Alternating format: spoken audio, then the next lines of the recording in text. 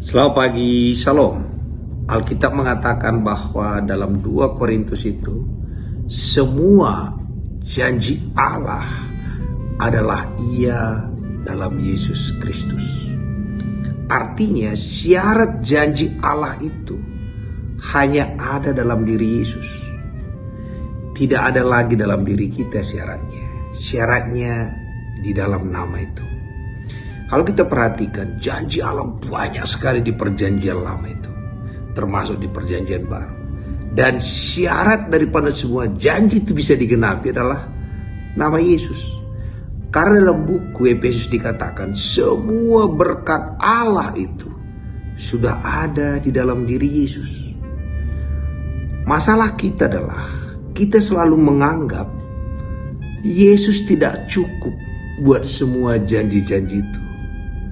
Kita selalu berpikir masih ada bagian kita. Kita perhatikan beberapa contoh di Alkitab. Ada 2 penjahat kiri kanan Tuhan Yesus. Dua-dua tidak ada berbuat baik. Hanya satu orang yang mengatakan di antara mereka, "Ingat saya." Hanya kalimat itu saja. Maka Tuhan ada jalan masuk.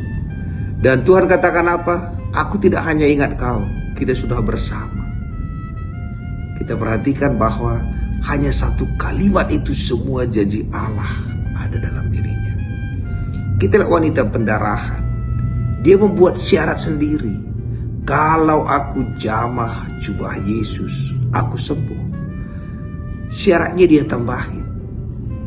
Karena perwira itu waktu Yesus mau datang ke rumahnya, perwira katakan, "Gak usah datang ke rumah. Engkau ngomong aja dari situ Tuhan." Dia percaya Yesus ngomong aja, anak buahnya sembuh. Dan kalau kita perhatikan, wanita pendarahan sembuh. Yang anak buah perwira itu juga sembuh. Dan salah seorang penjahat itu juga diselamatkan Tuhan. Syaratnya sebenarnya tidak dalam diri mereka. Syaratnya itu hanya dalam diri Yesus saja. Maka sering musuh kita atau setan memakai orang-orang sekitar kita, bahkan memakai para hamba-hamba Tuhan yang mengatakan, "Kau belum masuk syarat. 5 langkah supaya masuk syarat." Kita lihat Petrus. Waktu dilihatnya Yesus berjalan di atas air, dia dengan entengnya bilang apa? "Suruh saya jalan di atas air." Dan Yesus tidak pernah mengatakan, "Petrus, engkau berpikir dikit dong." Enggak. Yesus katakan, "Oke, kau jalan."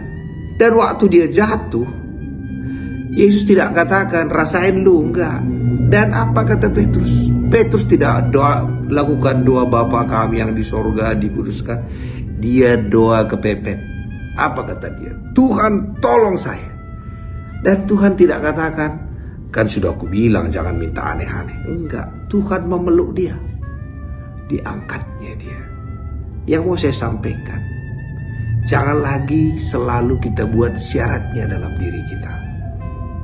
Syaratnya ada dalam diri Tuhan Yesus.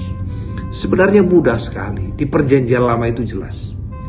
Kalau ada orang berdosa, syaratnya orang berdosa itu diampuni bukan dirinya, tapi domba yang dibawa.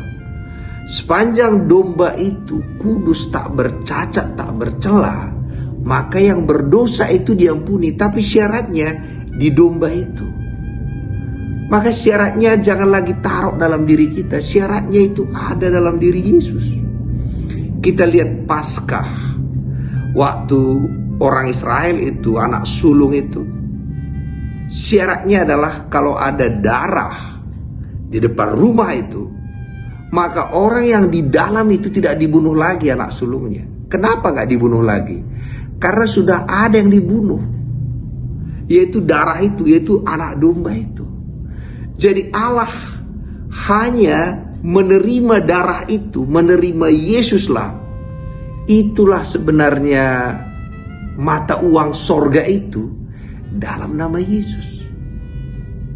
Jadi hari ini jangan lagi berpikir, "Wah, suatu hari nanti." Tidak. Hari ini kita sudah dilayakkan. Hari ini kita sudah dikuduskan, dibenarkan, Semua diberikannya. Dari mana kita tahu kita dibenarkan, dikuduskan, dilayakkan? Karena Roh Kudus pun tinggal dalam diri kita. Jadi pagi hari ini, mari berani. Seperti Petrus, dia meminta apa yang orang belum pernah minta. Dia minta, suruh saya jalan di atas air. Jangan sensor doa kita. Kita perhatikan penjahat itu, dia hanya bilang, ingat saya Tuhan. Syaratnya hanya dalam diri Yesus. Dan karena syaratnya hanya dalam diri Yesus, kalau ada yang sakit, terimalah kesembuhanmu di dalam nama Yesus.